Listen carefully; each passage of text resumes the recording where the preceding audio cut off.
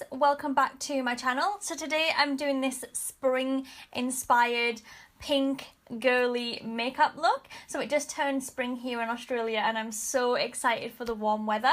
So I felt very inspired to do something really girly and fresh and glowy and pink. Now apologies for the amount of eyeshadow palettes I used in this look. I really wanted something specific. And I was looking through my eyeshadow palettes and there was like one colour from each palette that I really wanted to use and I was like, oh, this is so annoying. But I used 3 different palettes and then I used a single eyeshadow. So I'm so sorry about that, but you got to do what you got to do to create the look. Anyway, if you want to see how I achieved this spring inspired pink girly makeup look, then please keep on watching. Okay, so first I'm going to start by priming and I'm using my Clarins Beauty Flash Balm today. This is really good for making the skin look really glowy and really fresh and really pretty. So I'm popping that on all over to give the skin a beautiful glow. And then as per usual, I'm going to prime through the middle of my face using my Makeup Forever Smoothing Primer. This just helps to eliminate any texture, any visible pores, any fine lines, any dry patches. Just makes everything look nice and smooth and even. So I'm just placing it through the center of my face in the T-zone area just to help eliminate those problematic areas. For foundation today, I'm going to use my L'Oreal Lumi Magique foundation in the shade N1 Pure Pearl. This is a sheer to medium coverage foundation, so I'm applying it more of a medium coverage, so I am going to be building it up slightly. It's got a beautiful glowy finish to it, so it makes the skin look really fresh and really glowy, really hydrated and radiant. It's really, really pretty. So like I said, I'm working it in with a damp Chi makeup sponge and I'm really working it into the skin just to get that skin-like finish to the foundation, and like I said, building it up to a medium coverage.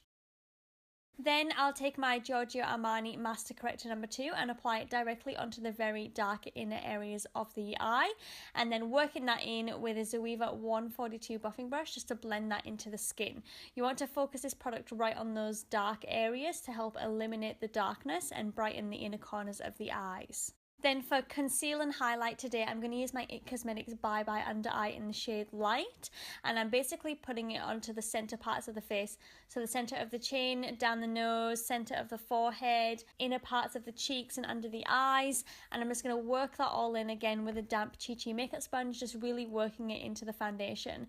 I love this concealer, but I can only use it when I'm at my lightest or palest. I find it's very, very bright, almost too brightening, and I find it only looks good on me when I'm this pale, so that's why I chose to use it today, and it definitely gives the skin a really bright, fresh, glowy appearance. Then just before my under eyes crease, I'm going to set them with my Mercier translucent setting powder. So I'm just pressing the powder into the under eyes using a Napoleon Purtis 16B contour brush just to make sure those eyes don't crease before I get a chance to set it. Next, I'm going to prime my eyelids and I'm using my Painterly Paint Pot by MAC, so just buffing it over the eyelid from the lash line right up to the brow bone using my Zoeva 142 buffing brush. And then taking my Urban Decay Naked 3 palette, I'm going to pick up the shade Strange, which is the brightest and whitest shade in the palette, and using that Napoleon Purtis 16B brush again, I'm going to set the whole of the eye area, so just setting that primer and also brightening the whole of the eye area with that eyeshadow shade. And once all the creasy parts of the face are set and I don't need to worry about them, I'm going to go back to my skin, and first of all I'm taking my Chanel bronzing makeup base, and with a damp Chi makeup sponge I'm basically going to apply that to the outer perimeters of the face.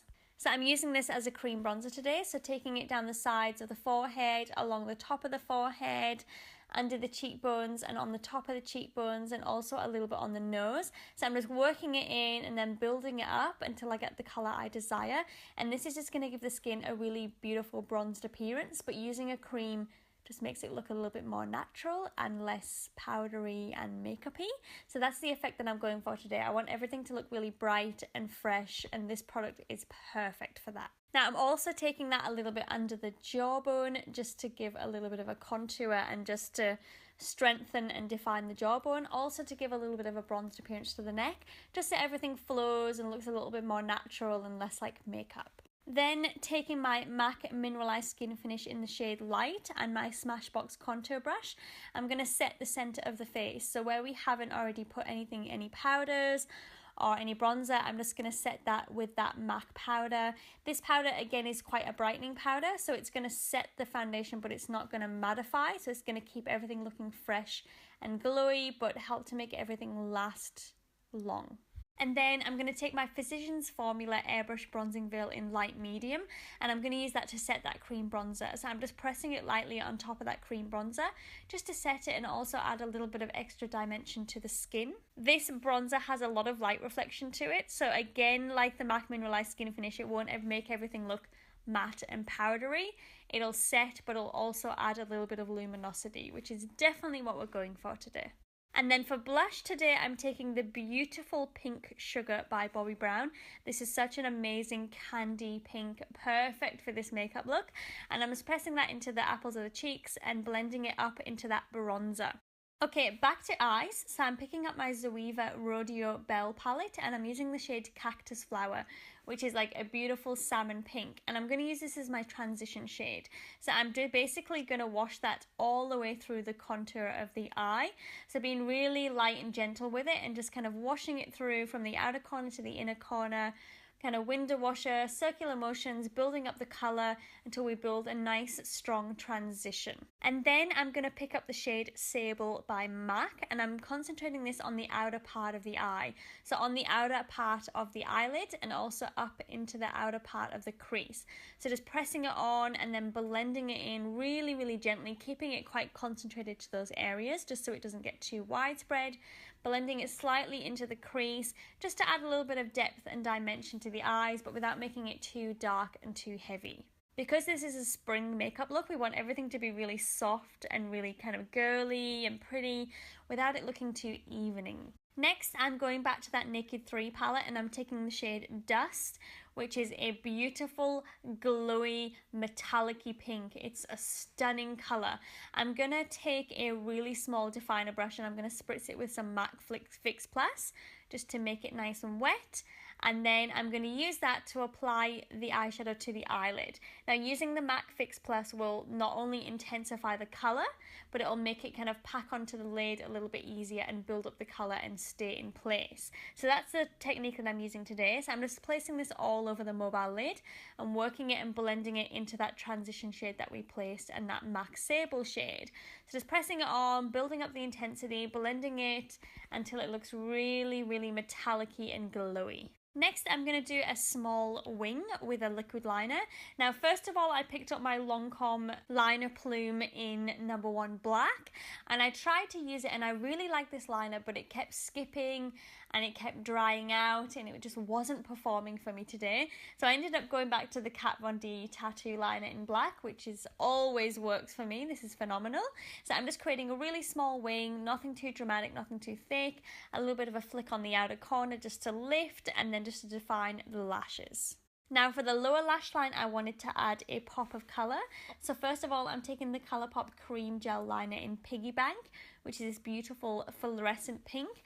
And I'm basically working that on the outer third of the lower lash line. So taking it right from the wing and then about a third of the way down into the lash bed. So just running that through and then taking a smudger brush, I'm just going to smudge that and blend that. So just so it's nice and soft, but still keep it concentrated to the outer third of the lash bed. Then I'm picking up the cream gel liner in the shade Cry Baby, which is a beautiful pastel lilac, and I'm using that on the inner third of the lower lash line. So taking it right from the inner corner and then blending it down towards that pink shade. So they're both going to meet right in the center of the eye and they're going to blend so it kind of transitions from light to dark. So first of all, I'm just going to placing it on that inner third and then using that same smudger brush that we used earlier, we're going to blend the two colors together. Then I'm taking my Too Faced Peanut Butter and Jelly palette and I'm taking the shade Jelly, which is a very, very similar colour to the Colourpop Cream Gel Liner, but just an eyeshadow version. And using a small pencil brush, I'm going to press that on top of that Piggy Bank Cream Gel Liner just to set it and just to blend it out. I'm also using this just to intensify that colour a little bit more, just to make it really pop and stand out. Then to set Crybaby, I'm going back in with Dust, which is the colour that we used on the mobile lid. And again, with a damp makeup brush, I'm just pressing that onto Crybaby and then just blending it all through the inner corner of the eye just to really brighten. Then I'm going back in with Crybaby and I'm running that all the way along the lower waterline.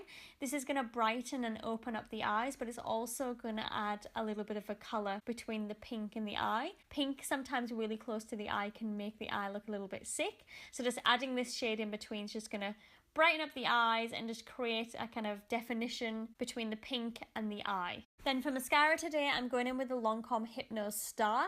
This is a beautiful mascara. It's quite gentle, quite natural. It just adds some nice darkness and some separation and length to the lashes, but not too much excess volume. It's more of a kind of everyday natural mascara. For highlight today, I'm using my Anastasia Beverly Hills Sun Dipped Glow Kit.